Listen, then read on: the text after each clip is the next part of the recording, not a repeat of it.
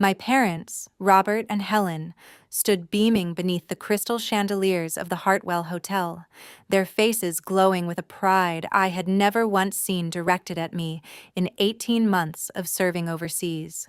My father raised his glass of red wine, his voice warm and magnanimous as it carried across the banquet hall.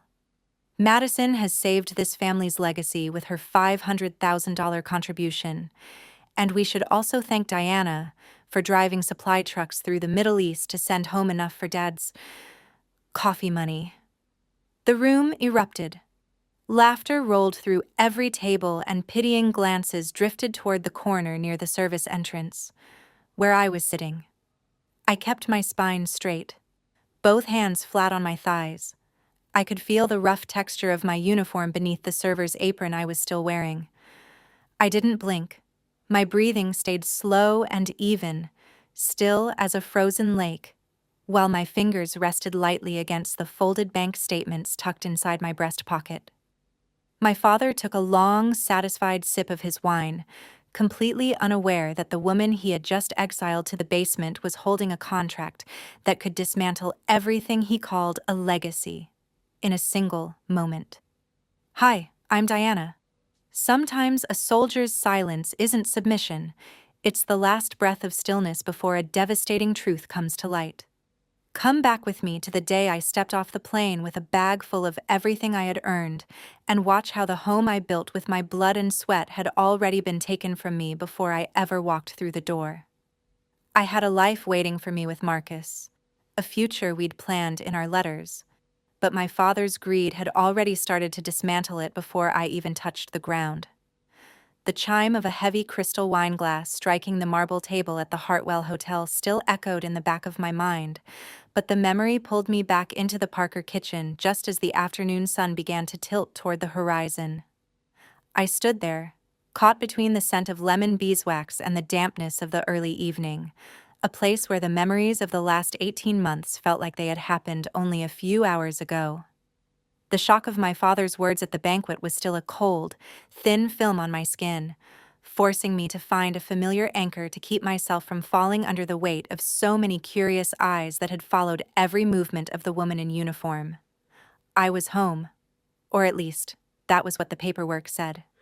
But the air in this house felt heavier and more restrictive than any sandstorm I had navigated during my deployment.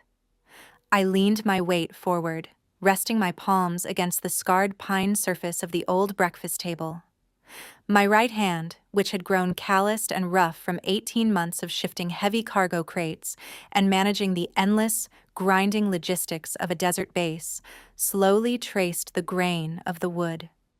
My index finger found a deep, jagged scratch near the corner, a permanent scar from a fallen iron decades ago that I remembered as clearly as the coordinates of my last outpost.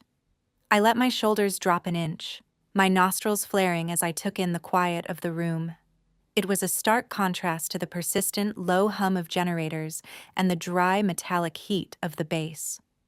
I stood perfectly still, my feet flat on the tile, taking in the smell of the old coffee rising from the thimble of a mug sitting on the counter.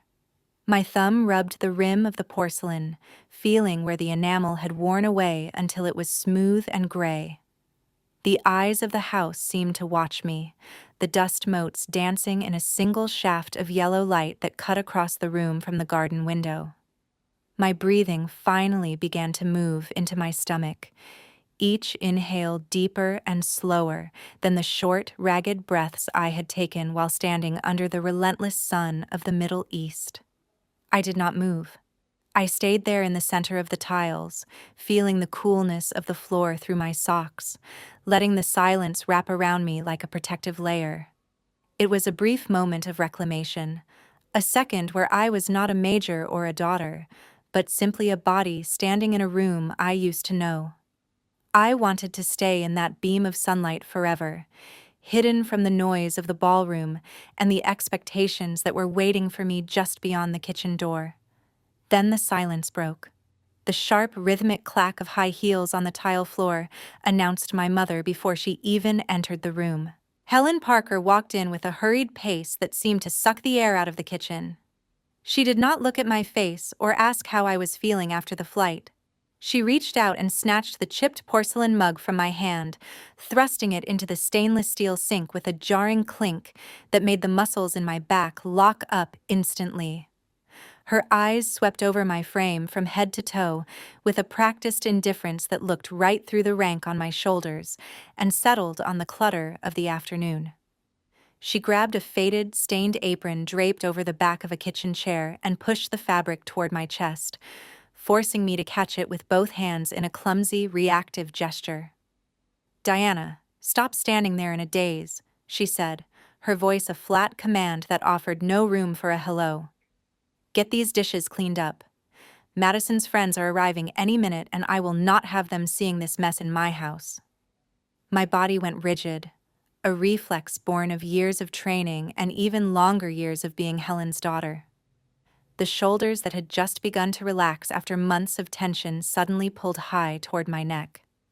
I forced my gaze away from the sunlight on the windowsill and fixed it on the stagnant puddles of water in the sink. I stood perfectly still, my feet locked together in the familiar stance of a soldier at attention, but my head tilted forward, making the presence of an army major feel small and contained within the narrow borders of a kitchen. I felt the familiar weight of being the child who was always meant to be useful, regardless of what I had accomplished outside these walls. I did not argue.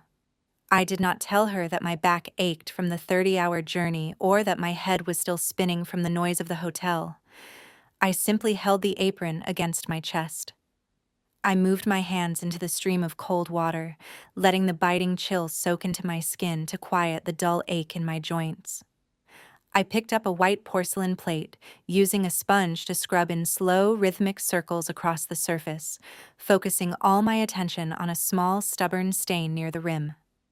My fingers moved with a mechanical precision, each motion calculated to avoid making any noise that might draw my mother's focus back to me as she rearranged the Tupperware in the pantry. I worked through the stack, the Dawn dish soap bubbles blooming and popping against my knuckles, a chore I had done 1,000 times before I ever learned how to lead a convoy. I watched the grease dissolve and swirl down the drain, thinking about the millions of dollars in equipment I had been responsible for just a week ago, and how easily that reality was erased by the sight of a dirty sink.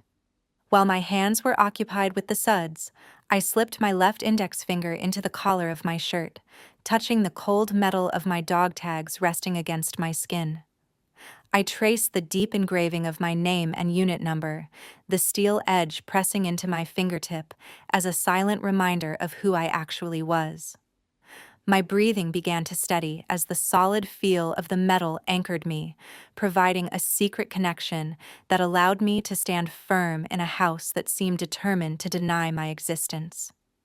I stroked the letters, letting the hardness of the steel give me back the spine I felt losing every time my mother spoke.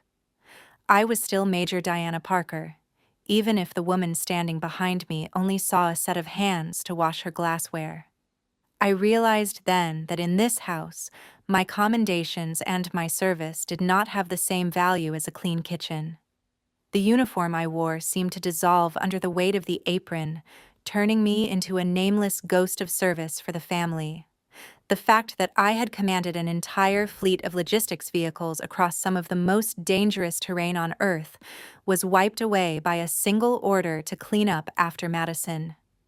I had grown so used to having my voice silenced that even I was starting to believe that staying quiet and scrubbing these plates was the only way I could survive being home. I watched my reflection in the window, a major hidden behind a stained cloth, and I wondered how much more I would have to wash away before they finally saw me standing there. But the dirty dishes in the sink were only the beginning of a much more intricate system that my parents had spent the last 18 months building while I was gone. As I stepped out of the kitchen to set the table for the party, I had no idea that I was about to witness a public division of everything I had worked for. I was about to see exactly how my father intended to use the legacy I had bled for to buy a future for the sister who had never had to lift a finger, all while I was expected to smile and pass the appetizers. The formal dinner began under the warm golden glow of the dining room chandeliers, but the air around me felt thick and heavy with a different kind of pressure. I moved out from the kitchen, my hands balancing a heavy tray of appetizers, my legs already aching from the long hours of standing since I stepped off the plane. I forced myself to move with a rhythmic grace, focusing on not spilling a single drop of sauce as I navigated the narrow gaps between the chairs. This was no longer just a family meal. It was a carefully staged performance of power, where every seat at the table and every plate of food carried a silent message about the value of each person in the Parker household. I could see the reflection of the silver candle holders in the polished wood, a brightness that seemed to skip right over me and settle on the faces of my father and my sister.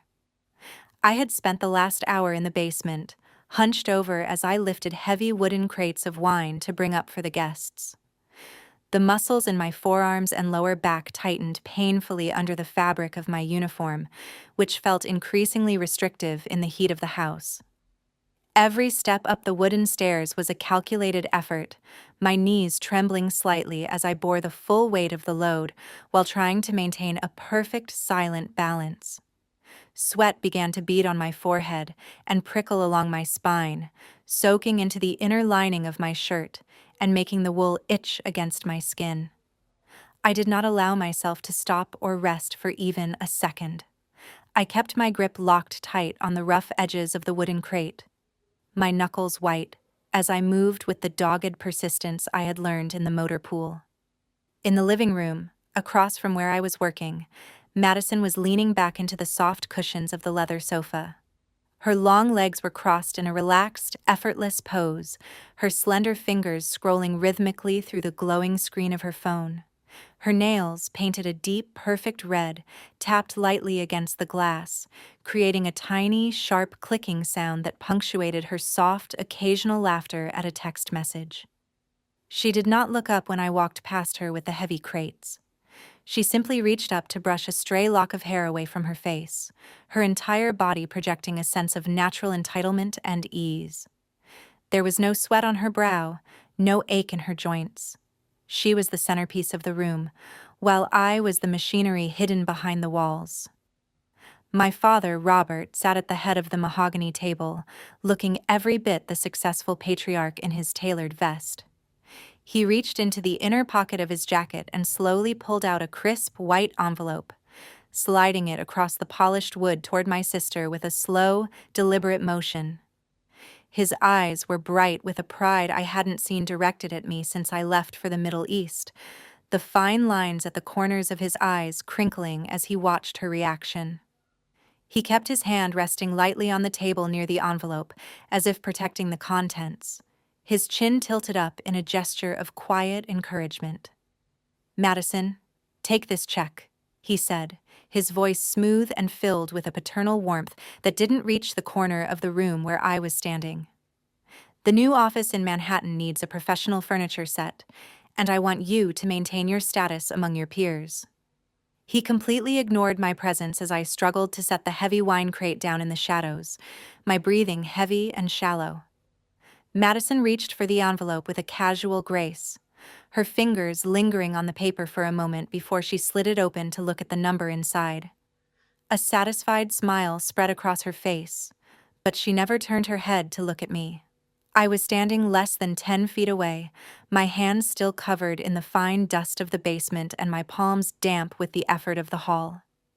I stood there for a beat, my arms hanging limp at my sides, my eyes fixed on a tiny snag in the Persian rug beneath my feet.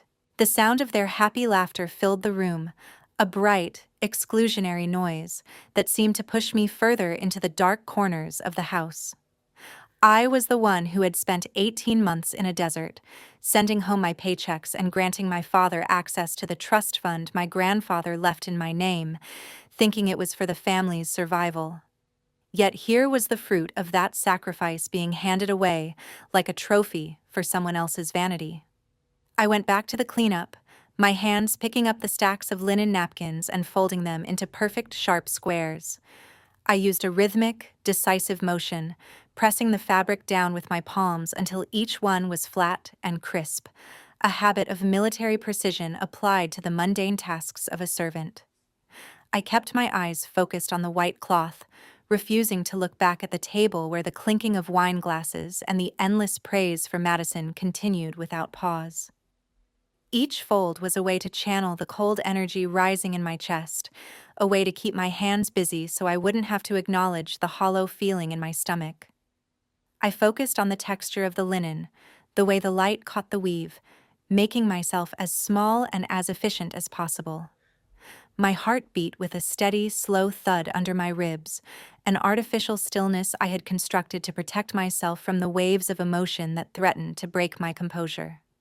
I leaned down to gather the stray breadcrumbs from the floor, my fingers moving with a meticulous, almost robotic care as I picked up each tiny piece.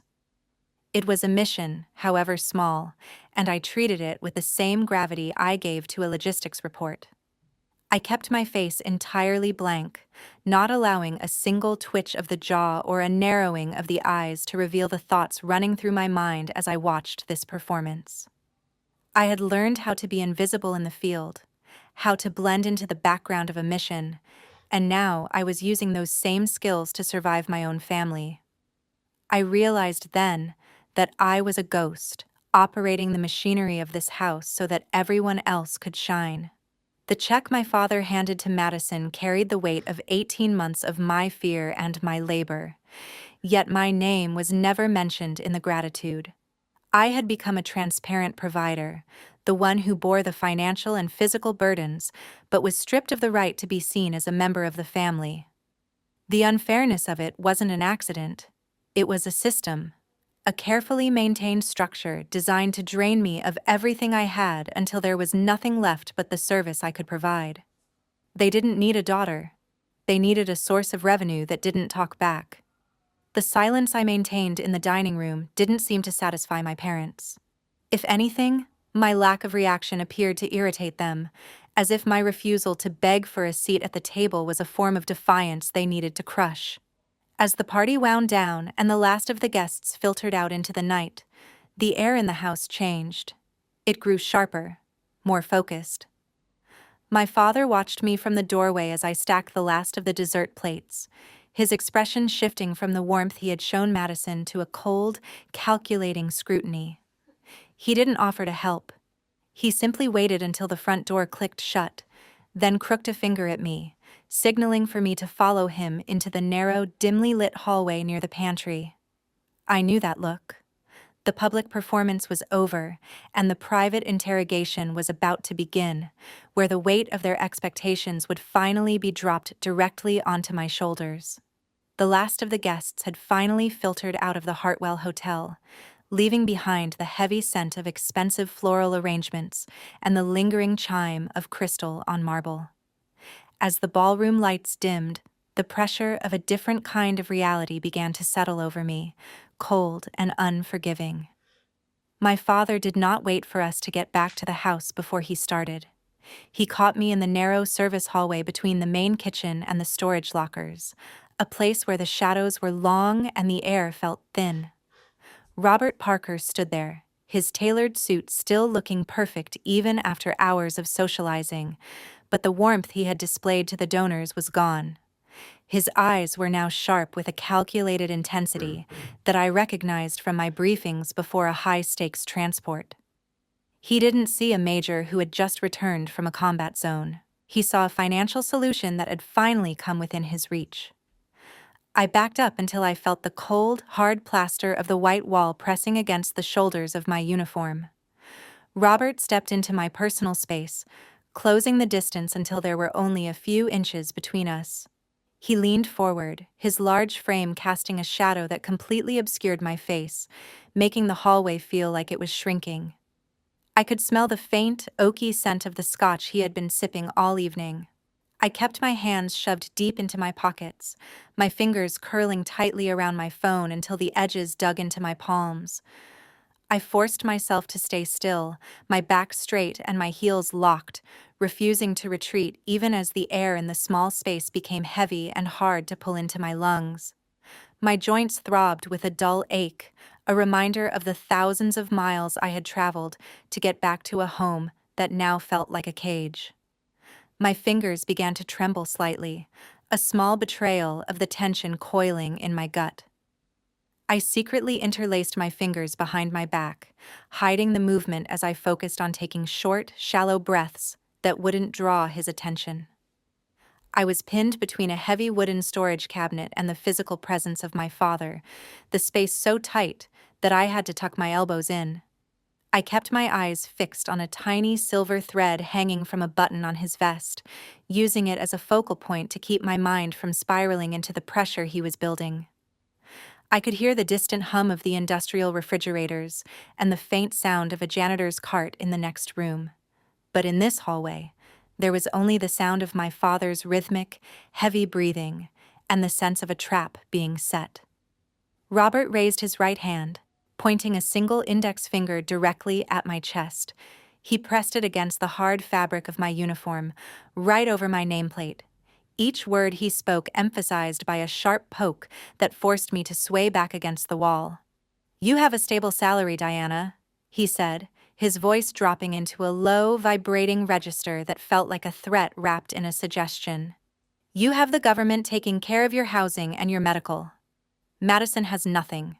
She is standing on the edge of losing her office and everything she's built if you don't step up and co-sign this bridge loan. Your mother and I have sacrificed our entire lives to give you the foundation for this career. You need to show some gratitude instead of being so selfish with what you've earned." A few small droplets of saliva hit my cheek as he spoke, but I did not flinch or wipe them away. His face was turning a deep brick red, the veins in his neck bulging as he increased the volume of his voice just enough to dominate the quiet space. I locked my jaw until a sharp pain radiated down my jawline, keeping my expression as flat and unreadable as a topographical map. I stared at his chin, refusing to blink or acknowledge the sting of his accusations. My breath stayed high in my chest, a quiet and measured rhythm that I used to signal that I was not a target he could easily move.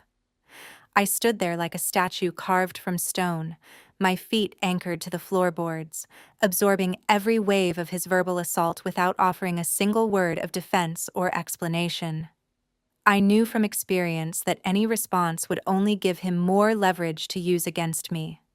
I let him talk, let him build his case out of guilt and distorted memories, while I maintained a cold, internal distance that he couldn't penetrate. In the silence of my own mind, the warm, steady voice of my grandfather began to play like an old record, a memory from years ago when he had sat me down under the great oak tree in the backyard. He had told me that the value of a person wasn't found in what they could give away, but in the dignity they kept when everyone else was trying to take it. I began to count the small cracks in the plaster wall across from me, focusing on their jagged shapes and lengths to create a mental barrier between myself and the heat of my father's anger. I transported myself back to those quiet afternoons on the farm, where the air was clear and the only expectations were the ones I set for myself. It was a private sanctuary, a place where I was more than just a paycheck or a daughter who owed a debt that could never be repaid.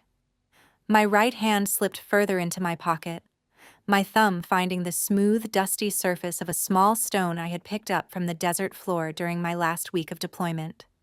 I pressed my thumbnail into a sharp edge of the rock, the tiny prick of pain helping me stay grounded in the present moment without losing my composure. The physical sensation was real and honest, a stark contrast to the manufactured drama my father was projecting in this narrow hall. This stone had survived the wind and the heat of a place he could never imagine, and touching it reminded me that I could survive this too. It was a secret anchor, a piece of the world I had conquered that gave me the strength to remain silent while he paced and gestured with theatrical intensity. I looked at him and realized that the family love he was talking about was nothing more than a debt contract I had never signed. His version of sacrifice was a tool he used to ensure my submission. I wasn't staying quiet because I agreed with him. I was staying quiet because I was watching an old, tired script being performed by an actor who didn't realize the audience had already stopped believing in the play. I wonder if anyone else listening has ever stood in a room where the air was a gift you had to earn. If you've felt that weight, maybe you can share a thought. I find myself looking for those who understand what it means to be the silent pillar of a house that is already leaning. I stood there, a major who had managed millions in logistics, being told I was selfish because I wouldn't hand over my future to fix a mess I didn't make. The tension in the hallway was just the beginning of the unraveling that was waiting for me that night. When my father finally turned and walked away with a look of smug triumph, leaving me alone in the dim light, I didn't feel defeated. I felt a cold, sharp clarity. I had spent 18 months surviving a combat zone, only to realize that the real crisis was waiting for me here, in the shadows of my own home. I leaned my head back against the wall and closed my eyes, listening to the silence return to the house, unaware that in just a few hours, a physical collapse would force me to realize that when I finally hit the bottom, I would be the only one there to pick myself up. The weight of 18 months of managing heavy logistics in the desert finally caught up with me on a cold, rainy night on the outskirts of the city. It was not a sudden explosion, but a slow, crushing pressure in my chest that tightened until the oxygen in my lungs felt like it was being squeezed through a pinhole. The headlights of passing cars blurred into long, distorted streaks of white and red through the windshield, and the rhythmic screech of the wipers against the glass became the only sound in the world. I was a major who had directed hundreds of soldiers and coordinated millions of dollars in equipment, but in that moment, I could not even control the rhythm of my own heart. I was completely alone on the shoulder of the road, the world outside disappearing into a thick, wet gray. I pulled the car over, the tires crunching against the gravel, and sat there in the silence of my own physical collapse. My left hand began to shake, my fingers gripping the hard plastic of the steering wheel until my knuckles turned white and the ridges of the plastic dug into my skin. I tried to move my right arm to find my phone in my jacket pocket, but my fingertips felt numb, brushing against the rough fabric of my uniform several times before I finally managed to grasp the metal casing. I pulled the device up toward my face, the harsh blue light illuminating the beads of cold sweat rolling from my temples down to my jaw. My lips were pressed together until they lost all color, a thin, dry line across a face that felt as pale as the dashboard warnings. I could feel the cold dampness of the night air seeping through the door seal, making the wool of my uniform feel heavy and oppressive against my skin. The red light of the low fuel warning began to blink, reflecting in the dark glass of the side window like a small, rhythmic alarm. I let my head drop against the cold glass of the side window, my breath coming in short, gasps that created a thick fog on the pane, obscuring the dark, soaked road outside. I used the back of my hand to wipe a smear through the mist, my arm moving with a slow, heavy effort that felt like I was dragging it through deep water. I pressed my palm against the chilled surface of the glass, searching for a bit of cold to keep myself from drifting into the dark. My legs felt heavy in the footwell, my heels thudded against the floor mat as my chest tightened again, each contraction of the heart muscle feeling like a physical blow. I was a person who had always been the one people called when things fell apart, but now there was no one to call for me. I watched the rain streaks running down the outside of the glass, long and jagged, like the lines on a map that led nowhere. I held the phone to my ear, the ringing tone sounding distant and thin against the drumming of the rain on the car roof. From the other end of the line, a sudden burst of noise and laughter erupted, the sound of glasses clinking and music playing in the background of a party I was not invited to. Then my father's voice hit my ear, sharp and annoyed. "Diana, do not overdo it," he said, the sound of his dismissive tone cutting through my labored breathing. "Madison is busy hosting guests for the pre-wedding dinner. Call an ambulance yourself or just lay down for a while until it passes. Do not bother everyone with these trivial things." My hand began to loosen its grip on the phone, the device sliding down onto the passenger seat with a dry thud. I sat motionless, my eyes fixed on the empty space in front of me, while the phone emitted a series of long, monotonous beeps that signaled Robert had disconnected, without waiting for a reply. My shoulders dropped, my forehead resting on the steering wheel while hot tears began to spill over, tracing wet paths down my cheeks and soaking into the rough wool of my uniform at the shoulder. I did not make a sound. There was only the violent trembling of my body and my hands gripping the base of the seat, my nails digging into the upholstery as I looked for a final anchor in that cruel absence. I sat there in the dark, the rain pounding against the roof like a hammer, feeling the loneliness sink into my bones as I realized my name had been erased from the list of people they cared about.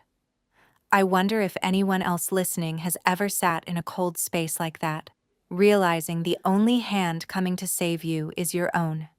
If you have ever felt that weight, where the house you helped build has no room for your pain, I would like to hear from you. It is a quiet realization that changes the way you look at the people who raised you, and I find myself looking for those who know what it means to be the silent pillar that finally falls. I slowly pulled myself upright, using my rough palms to wipe the streaks of water from my face, with a motion so sharp it left my skin red and stinging. I looked into the rearview mirror, observing my own reflection in the shadows, where the red glow from the dashboard highlighted the coldness finally taking hold of my eyes. My breathing began to slow and deepen, my chest no longer heaving in panic, but settling into a steady, solid rhythm like the ones I used when preparing a logistics plan for the base. I was done looking for a place to land. I was done waiting for a permission that was never going to come. The person who had been calling for help was gone, replaced by the officer who knew how to manage a collapse. I adjusted the mirror, centering my gaze until I could see the clarity returning to my pupils. My hand reached out and turned the key, the engine roaring to life and breaking the silence of the night as I shifted the car into gear with a precise, clean motion. I did not look at the phone sitting silent on the seat beside me. Instead, I kept my eyes focused on the blurred road ahead with a high level of concentration. Every movement I made now carried the stiffness and discipline of a professional, stripping away the last traces of the weakness I had just allowed myself. I was preparing for a journey back that was no longer about seeking recognition or a home, but about finishing a mission that had changed parameters. I let the car roll forward, the tires splashing through the deep puddles, my hands steady on the wheel for the first time in weeks. I was no longer a daughter in distress. I was a major on a reconnaissance mission. I understood that their absence tonight was not about being busy. It was because in their world, my existence was never a priority. The last of my tears had dried, leaving a cold, thin layer around my heart that turned the hurt into a quiet, sharp kind of strength. I was a soldier again, and I was going back to the house to find what I had missed while I was away. I drove back toward my parents' home in total silence, no longer the daughter looking for a way in. I was a guest in a house I had paid for, and I was finally ready to look at the ledger they had been hiding. The streetlights flickered overhead as I turned into the driveway, the house sitting there like a monument to a past I was no longer part of. As I stepped into my father's study to find an old folder, I had no idea I was about to touch a secret that would dismantle the entire play they had been staging. The truth about $250,000 and my grandfather's land was waiting for me in the dark of those mahogany drawers, along with a bit of help from an old friend who would soon hand me the final piece of the map. I did not need their love anymore. I needed the truth, and I knew exactly where they had buried it. The shadows in Robert's study felt thick, heavy with the scent of old paper and the lingering, stale aroma of expensive tobacco that always seemed to cling to the velvet curtains. I stepped onto the deep pile of the rug, my boots making no sound as I moved with the practiced, silent precision of a logistics officer entering a secure zone. This room had always been off-limits, a sanctuary of mahogany and leather where my father managed the family's image, but now it was just a site for data collection. I wasn't looking for a piece of my childhood or a sign that he still loved me. I was on a mission to gather evidence for a betrayal that had been running for years, hidden beneath layers of polite conversation and the polished exterior of our upper-class life. The air was still, almost suffocating in its stillness, as I approached the heavy desk where the records of our lives were kept in neat, locked drawers. My fingers glided over the leather spines of the ledgers, moving with a steady rhythm that ensured not a single sheet of paper would rustle in the quiet of the house. I reached for the bottom drawer of the filing cabinet, my fingertips sliding between the crisp, white edges of the folders as I scanned the numbers and account names printed in bold black ink. Under the dim light of a small desk lamp, I found a transfer order with Robert's signature, the ink dry and sharp against the paper. My hand tightened on the edge of the sheet for a split second, causing a tiny crease, but I immediately smoothed it out with my thumb to ensure I left no trace of my presence. It was a clear record of $250,000. It was my entire inheritance and years of military savings, moved directly into an account for Madison's Manhattan office. I pulled my phone from my pocket and adjusted the angle, my thumb pressing the shutter button in a series of silent captures that turned the physical evidence into digital certainty. I focused the lens on the mortgage documents for the small house my grandfather had left specifically to me, seeing the bank's stamp that confirmed it had been used as collateral for Madison's bad investments. My lips remained pressed in a thin, colorless line as I processed the cold reality of the theft. I began to reorganize the folders, sliding each one back into its exact position, ensuring that everything was aligned to the millimeter so that Robert would suspect nothing when he sat down at this desk in the morning. Every motion was smooth, cold, and calculated, the work of a professional who had learned that the best way to watch a lie was from the shadows. Colonel Miller stood across from me in the quiet of his private office, his presence a stark contrast to the shifting shadows of my father's house. He placed a red leather folder on the desk between us, pushing it forward with a single, decisive motion that carried the weight of a formal briefing.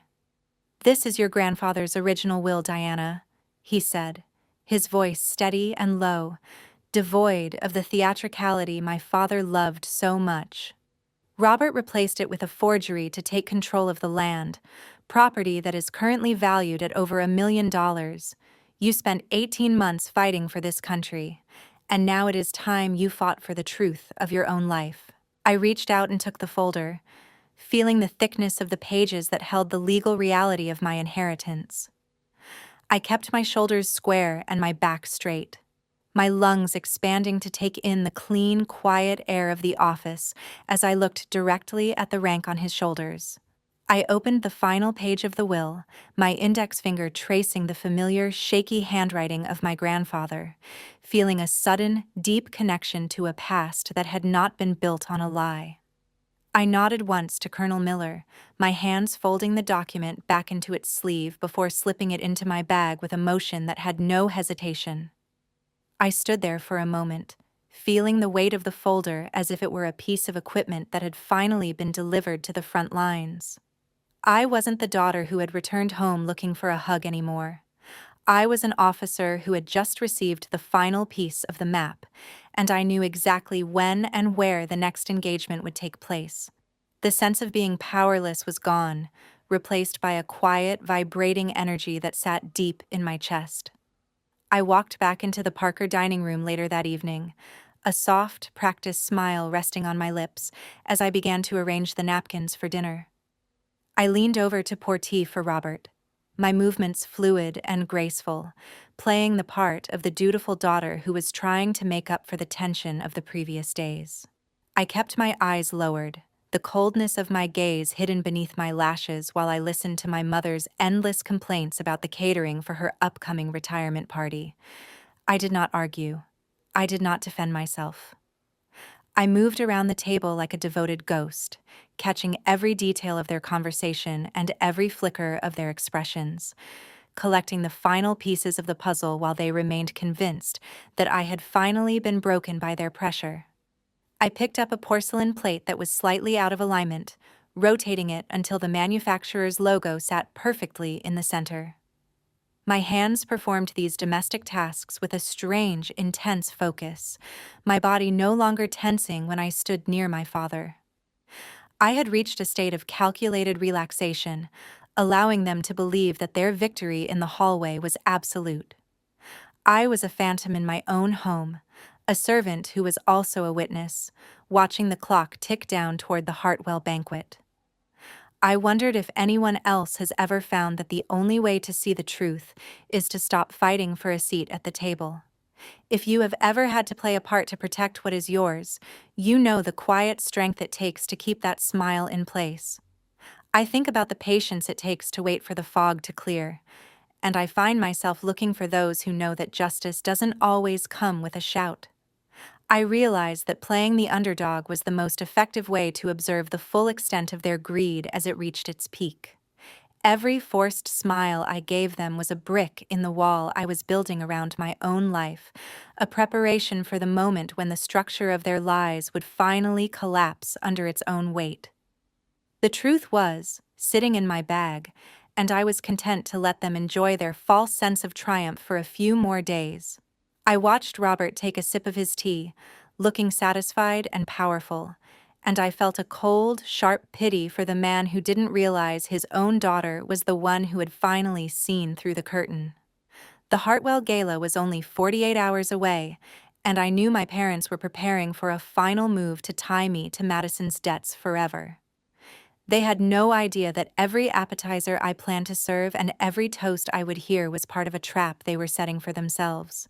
In 48 hours, the sugar-coated attacks and the threats would come again, but this time, my pen would stop just before the paper. I stood in the kitchen, looking out at the dark garden, and I could almost hear the countdown beginning. The daughter they thought they could manage was already gone, and the woman who replaced her was just waiting for the lights to go up. The Hartwell Hotel was a fortress of crystal chandeliers and the suffocating scent of lilies, a space so bright it felt like a stage designed for the final act my parents had spent weeks rehearsing. I stood in the center of the crowd, my service uniform feeling heavy and alien under the silk wrap my mother had insisted I wear to hide my medals. She had told me it was too much for a celebratory dinner, that we didn't want to make the guests feel uncomfortable with a display of military rank. So I played the part, the silent daughter standing in the long shadow of Madison's effortless glow, a ghost in a room full of people who only knew me as the one who had been away. The countdown was ticking in the back of my mind, a steady, rhythmic pulse that matched the ticking of the grandfather clock in the lobby. I could see Robert and Helen moving through the crowd with practiced grace, their eyes occasionally finding mine with a look that was not about homecoming, but about a closing window of opportunity. They were preparing to drop the final weight of a financial contract onto my life, a set of chains forged in the name of family loyalty that would keep me paying for Madison's mistakes for the rest of my career. We moved to the VIP table, a circular island of white silk and flickering candlelight, where the soft notes of a string quartet muffled the sharper edges of the conversation. My mother, Helen, reached out with a silver fork, carefully placing a rich piece of foie gras into my bowl with a smile that was as sweet and as fragile as spun sugar. Her fingers, slender and cool, brushed against the rough, calloused skin of my hand with a lingering touch that was meant to be motherly, a calculated soothing that felt like a probe. She leaned her head slightly to one side, allowing a few strands of her perfectly styled silver hair to catch the light, and whispered into my ear about the unbreakable bond between sisters. She spoke of how families stayed together through the lean times, her voice a warm, rhythmic murmur that ignored the fact that she was the one who had made my times lean. She was acting out a scene of maternal care for the benefit of the partners sitting around us, her eyes full of a manufactured tenderness that made my stomach turn. I sat perfectly still, my eyes fixed on the rich food in front of me, while my left hand remained flat on my thigh, feeling the physical reality of her fingers sliding over my skin. I took a bite of the foie gras, chewing slowly and mechanically, focusing on the texture rather than the flavor, which I could not even register.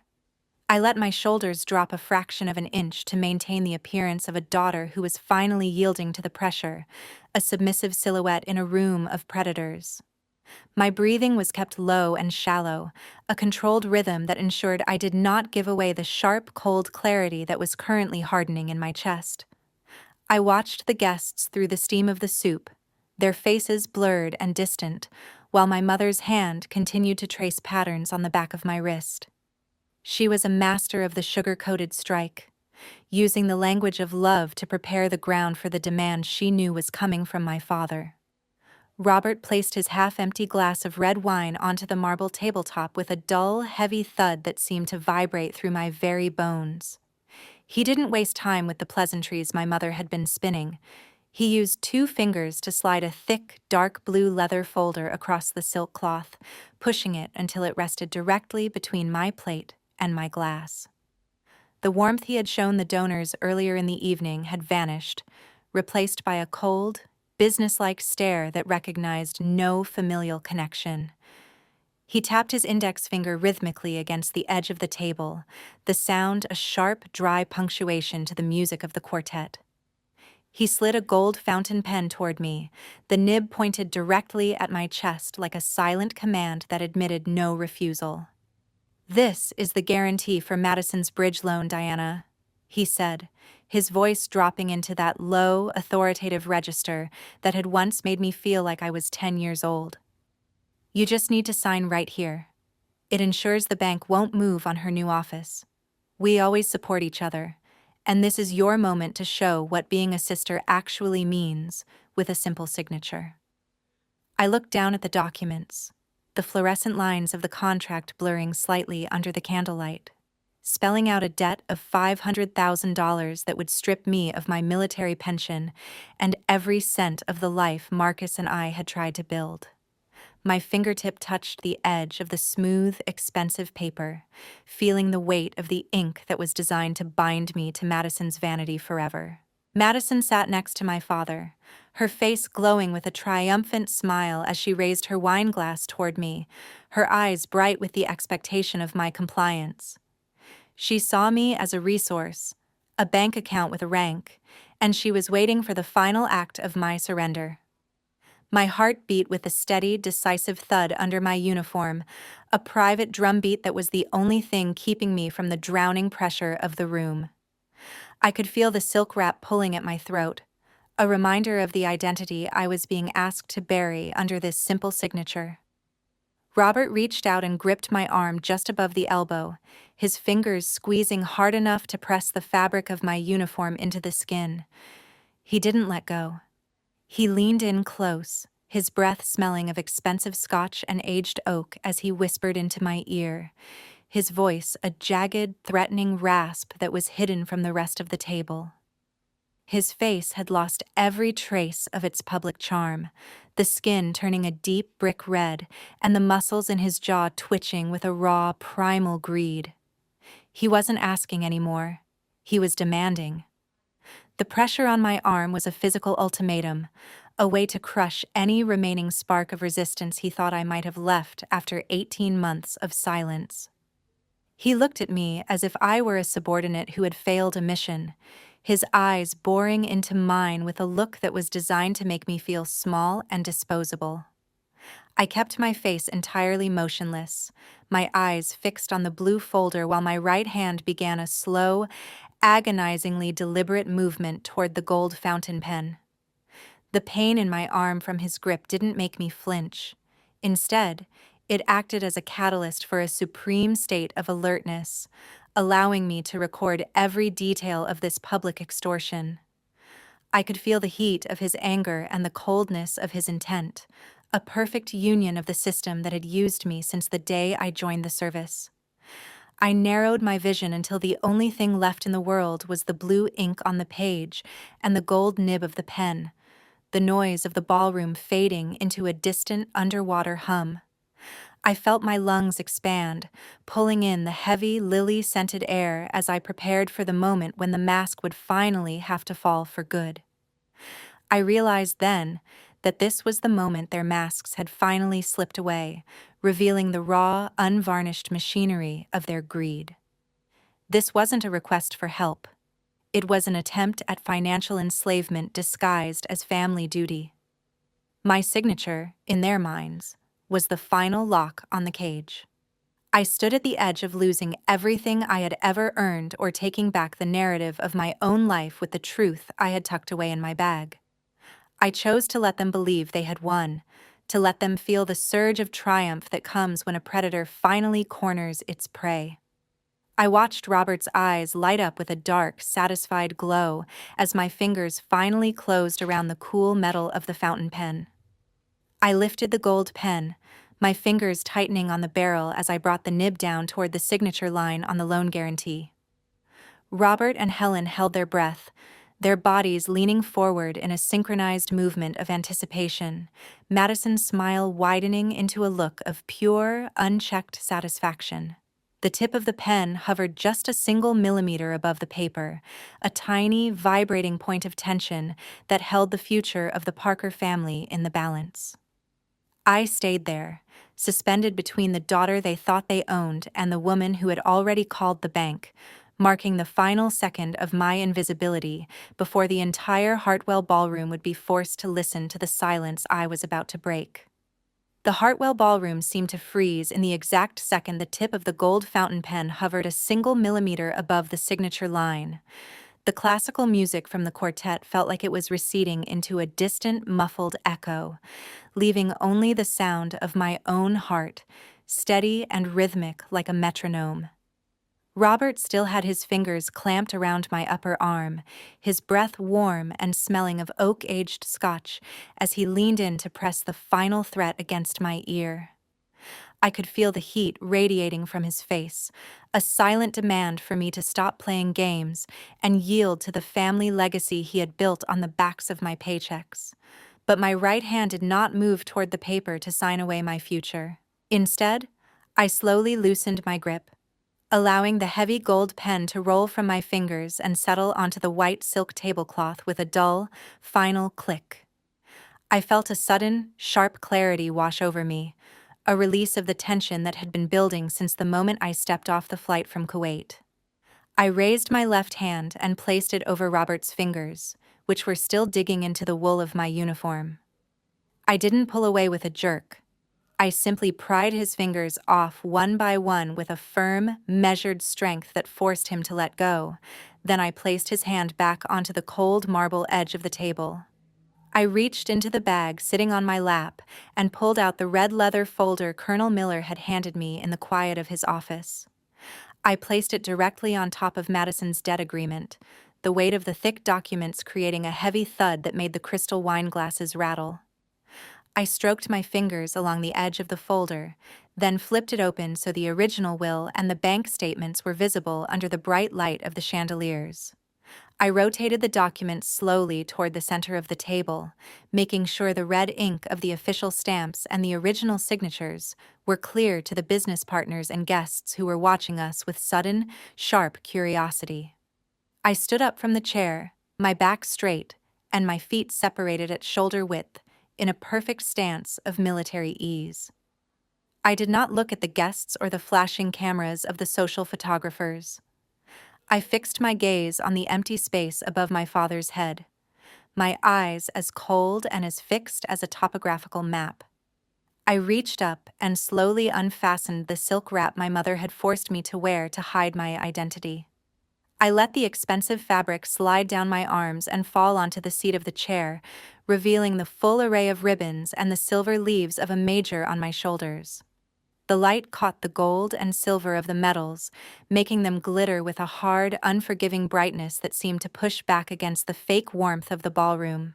I stood there, a soldier in her true skin, my hands hanging loose at my sides, while the silence in the room stretched until it became a physical weight.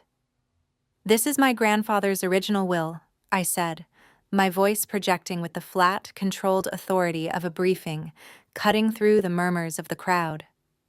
And these are the bank statements showing the $250,000 I sent home being diverted into accounts that were never meant for family survival. I am not signing another financial sentence for a mess I didn't create.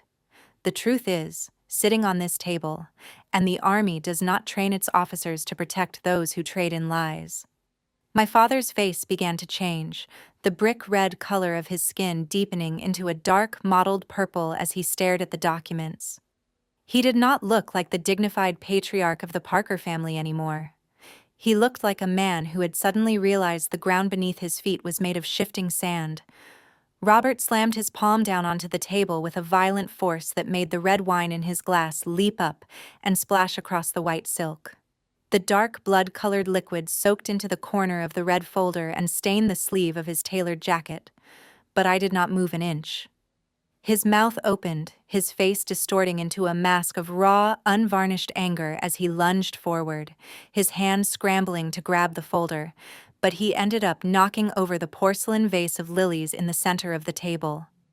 Water spilled everywhere, drenching the debt agreement and the appetizers, while he began to shout words that were thick with the smell of alcohol and the desperation of someone who had lost his leverage. He pointed a shaking finger at my face, his body trembling with the shock of the performance falling apart in front of his peers. Madison sat frozen in her chair, her hands gripped so tightly around the edge of the table that her red-painted nails seemed to be trying to claw through the fabric. She looked at the bank statements, her mouth working but no sound coming out as she saw the paper trail of her own vanity laid bare for the entire ballroom to see. My mother, Helen, brought both hands to her face, her eyes wide with a horrified realization as she watched Jennifer Walsh and the other guests slowly back away from the table. They created a wide, empty circle around the Parkers, a sudden distance that marked the end of their social standing. I watched as several guests pulled out their phones, the screens glowing as they recorded the sight of Robert Parker losing his composure and his legacy in a single, messy moment of truth. I did not wait for the shouting to stop, or for my mother to find her voice. I reached down and gathered the red folder, folding it neatly back into its sleeve, before tucking it under my arm with a decisive motion. I turned and began to walk away from the table, my uniform boots making a sharp, rhythmic sound against the marble floor that echoed through the now silent ballroom. I did not look back at Robert as he continued to scream, or at Madison, who was now slumped over the table in a pile of wet silk and spilled wine. I moved through the crowd of guests, who automatically parted to make a path for me, their eyes filled with a new kind of respect that had nothing to do with the Parker name. I reached the large mahogany doors of the Hartwell and stepped out into the night, the heavy, artificial scent of lilies finally replaced by the sharp, clean smell of rain on the city streets. Marcus was standing near the curb, his old jacket collar turned up against the wind, his eyes steady and calm as he watched me approach. He didn't ask what happened. He just reached out and took my hand, his palm warm and solid against my own. I felt the tension in my jaw finally begin to melt away, the stiffness of the last 18 months dissolving as his fingers interlaced with mine. We stood there for a moment under the glowing streetlights. The sound of the city traffic hummed around us, a real world that had no use for the theatrical lies of the Hartwell ballroom.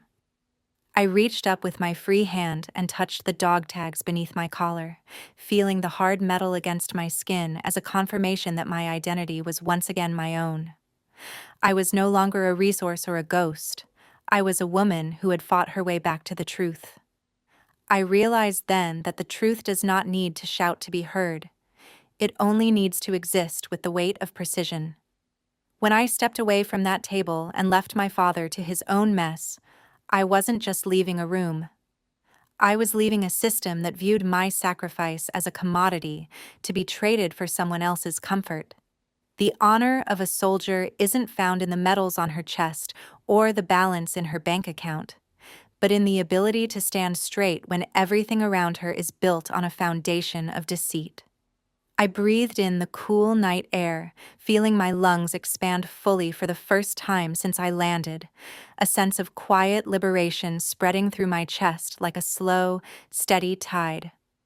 The lights of the Hartwell Hotel began to recede in the rearview mirror as Marcus drove us away from the gala, leaving behind the wreckage of a family legacy that had been built on stolen time. The wounds were still there, and the silence from my parents would soon turn into a different kind of pressure. But the game was finally over. But the truth has a way of working itself into the corners of a house long after the shouting stops. And Robert Parker was about to find out that when you build a castle on sand, you shouldn't be surprised when the tide finally comes in. As we turned the corner toward our own small home, I didn't know that within the next few weeks, the very people who had tried to bury me would be the ones knocking on my door, desperate for a mercy I was no longer required to give. 3 weeks passed since the night at the Hartwell, a period of silence that felt heavier and more final than any sandstorm I had ever navigated during my deployment. The news of the financial fraud and the forged will had moved through the local business circles faster than any advertisement my father had ever paid for, dismantling the entire system of connections he had spent a lifetime building. I sat in my small apartment, watching the updates through the lens of a person who had completed a difficult mission and was now letting the natural law of consequences take over the remaining work. There was no heat in my observation, only the cool detachment of a logistics officer looking at a final report. The world my parents had constructed out of thin air and stolen paychecks was finally being claimed by the gravity of their own choices. Across town, the Parker mansion sat behind a gate that no longer kept the world at bay. Stacks of newspapers and yellowing envelopes from the bank had begun to pile up on the lawn, the grass growing long and unruly because the gardener had stopped coming weeks ago. Robert stood behind the large living room window, his hand gripping the edge of a heavy velvet curtain that was starting to gather a thin, gray layer of dust. He was no longer wearing the tailored three-piece suit he favored for the cameras. Instead, he wore an old, pilled wool sweater with a fraying collar, his shoulders slumped and his head tilted to one side in a state of total exhaustion.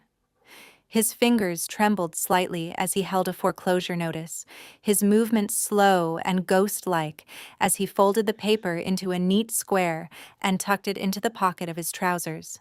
He moved through the shifting shadows of his own house like a man who was already becoming a memory. My mother sat motionless on the silk sofa in the dining room, her hands interlaced in her lap as she stared at the empty glass display case against the wall. Madison had taken the most valuable pieces of jewelry, the pearls, the gold watches, and the diamond studs, before she had packed her bags and left in the middle of the night. Helen was no longer busy with her tea parties or her social committees. Her silver hair was unstyled, thin strands falling across her face in the weak afternoon light that filtered through the unwashed windows. She reached out and ran a single finger along the cold surface of the mahogany table, feeling the absence of the expensive appetizers and the admiring guests, her lips pressed into a tight, silent line. There were no more orders for her to give, and no more daughters left for her to manage. There was only the cold stillness of a house that had been stripped of its illusions. Madison stood on my doorstep a few days later, her shoulders shaking under a thin raincoat that looked too small for her frame. She wasn't carrying a designer bag anymore. She held a worn leather satchel, her fingers gripped tightly around the strap until the material creaked. She kept her head down, her tears falling onto the toes of her flat shoes, which were scuffed and worn at the heels from walking blocks she used to drive.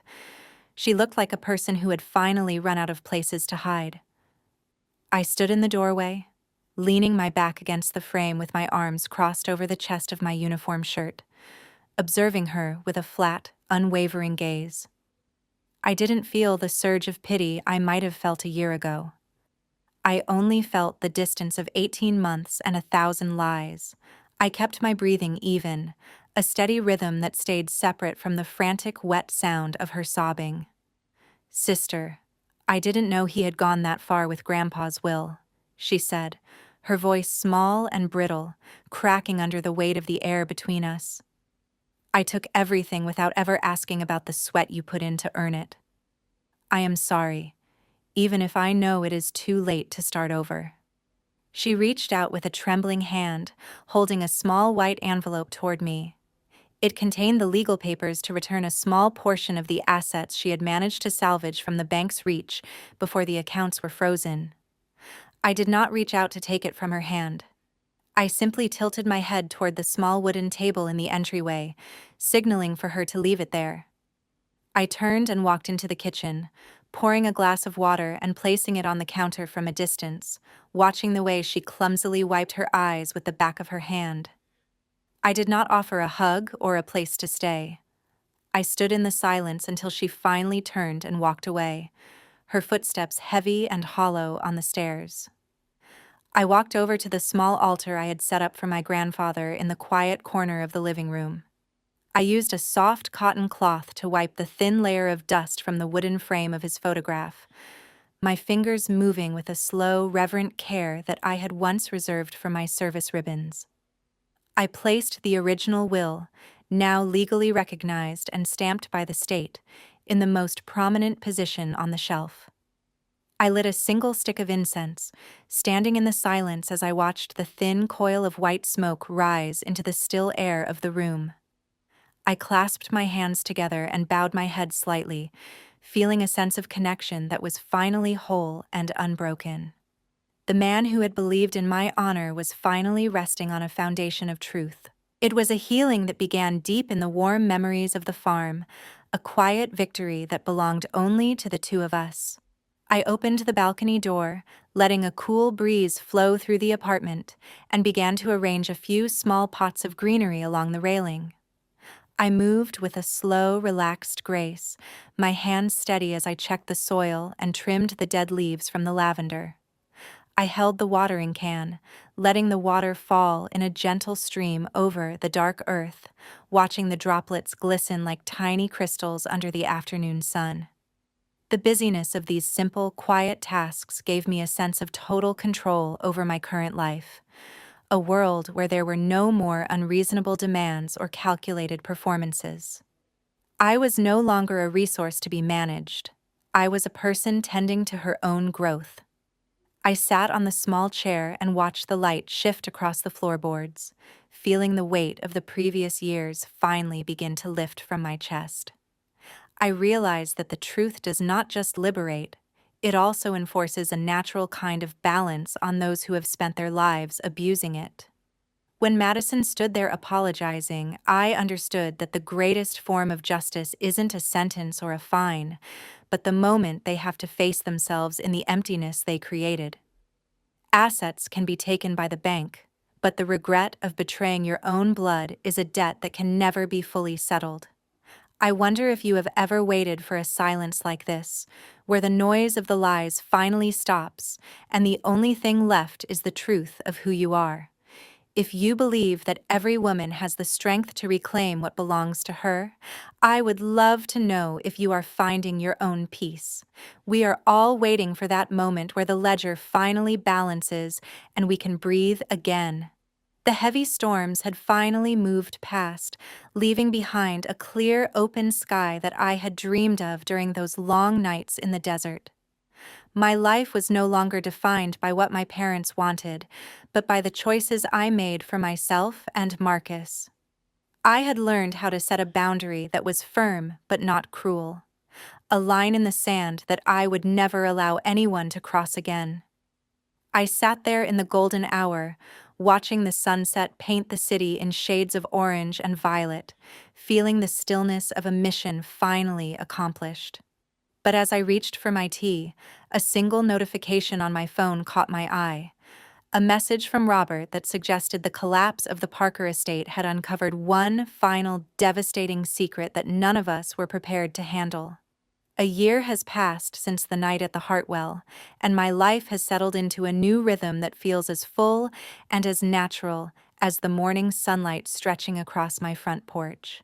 The echoes of the Parker family name have finally faded from the local headlines, replaced by the quiet, steady reality of Major Diana Parker's career and the warm, uncomplicated life I have built with Marcus. I have learned that the boundaries I set are not designed to isolate me, but to protect the peace I paid for with 18 months of my life and every cent of my savings. It was a high price to pay to get out from under the weight of people who viewed me as a tool, but standing here now, I know it was worth every struggle. I no longer move with the tight, guarded caution of a soldier in a hostile zone. I move with the ease of someone who finally knows the dimensions of her own home. I sat on the wicker swing this afternoon, the rhythmic creak of the chains providing a steady soundtrack to the quiet of the garden. My hands moved slowly as I turned the pages of a new book on perennial gardening, my thumb brushing the edge of the paper where the scent of fresh ink and binding glue was still sharp and clean. The afternoon sun slanted through the leaves of the old oak tree, casting dancing spots of light across the front of my white linen shirt, while my feet pushed off the porch floor in a gentle, hypnotic motion. I set the book down on my lap and looked out toward the horizon, taking a deep, slow breath that pulled in the scent of blooming lavender and the damp earth from the morning's rain. A cup of ginger tea sat on the small table beside me, the steam rising in thin, delicate curls that caught the light, and I could feel the warmth of the ceramic spreading through my palms as I reached out to touch the rim. I took a small sip of the tea, enjoying the way the spicy heat settled on my tongue before I looked through the window into my small office. There, in a simple wooden frame on the wall, sat the commendation I had received for my service. A symbol of an identity I had fought to reclaim from the shadows of my father's expectations. There was no more rushing to manage a logistics crisis or answering the relentless demands of a mother who only called when she needed a favor. My shoulders sat low and relaxed, and my breathing was deep and regular, matching the slow sunset pulse of the earth.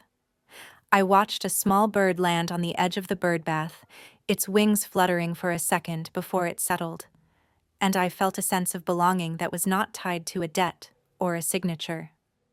The silence of the porch was interrupted by the vibration of my phone on the wooden table, the screen lighting up with the word, "Mom."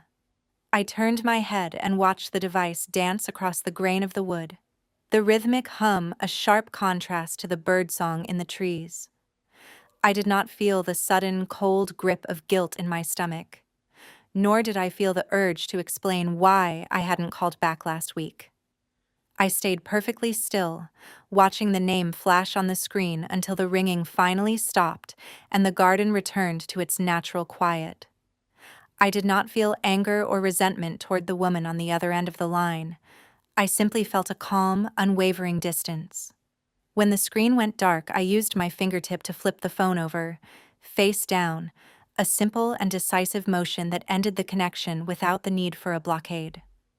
I leaned back into the cushions of the swing and looked toward the gate, establishing a boundary that was invisible but as solid as the stone walls around the property.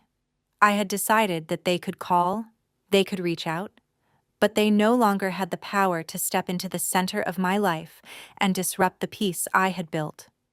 The key to my world was now firmly in my own hands and in Marcus's, a shared responsibility that was built on truth rather than a contract. I was no longer a ghost in someone else's play, and I was no longer the silent pillar holding up a house that was determined to crush me. I was a woman who had opened a door for herself, and I was content to stay on this side of it for as long as I needed. Madison walked through the garden gate a few minutes later, her movements no longer carrying the frantic entitlement of the sister I used to know.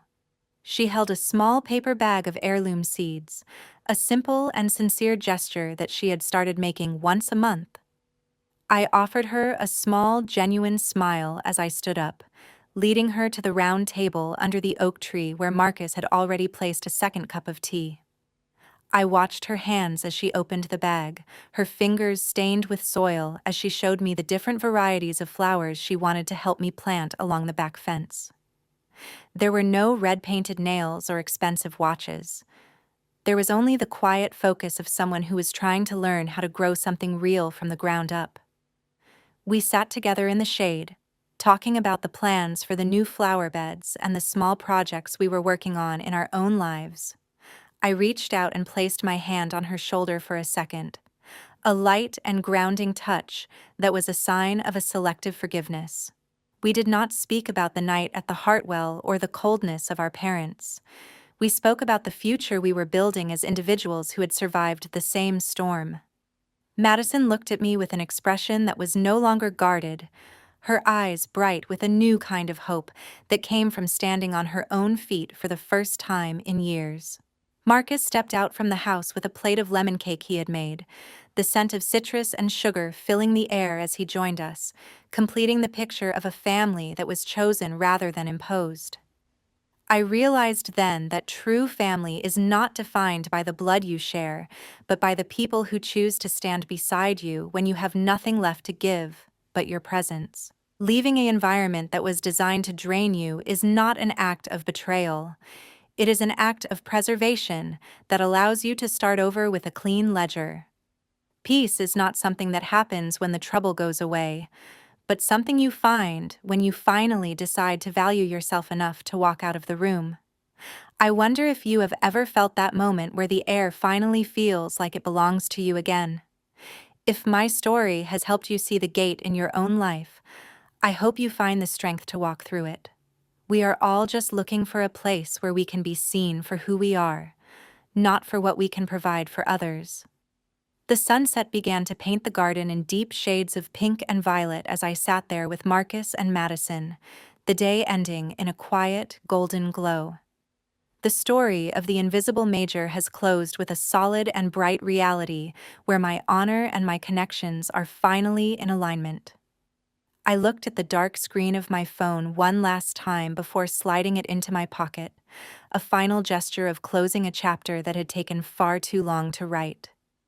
I closed my eyes and let the warmth of the evening air wash over me, feeling the stiffness in my jaw finally disappear as the mission reached its true conclusion. I was home, and for the first time in my life, I knew exactly who was coming back with me the next morning.